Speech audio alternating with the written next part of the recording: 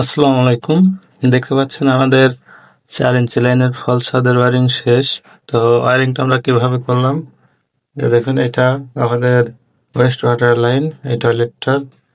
আর এই পাশ দিয়ে যে আমাদের আরেকটি লাইন গেছে এটা ওই পাশে পড়ছে। ওইটা উপরের কিচেন রুমের ওয়েস্ট ওয়াটার। আর এটা এই দিক দিয়ে এসে ওই যে 45 ডিগ্রি দুইটা ব্যান্ড দিয়ে ওইখান থেকে নেমে চলে গেছে। আর এই যে লং ট্যাপটা দেখা যাচ্ছে এটা হচ্ছে আমাদের এই টয়লেটের প্যান। আর এই যে এখানে একটি টি লাগানো, এটা হচ্ছে আমাদের হাই কমোড। এটা এই দিক দিয়ে এসে এখানে চলে গেছে।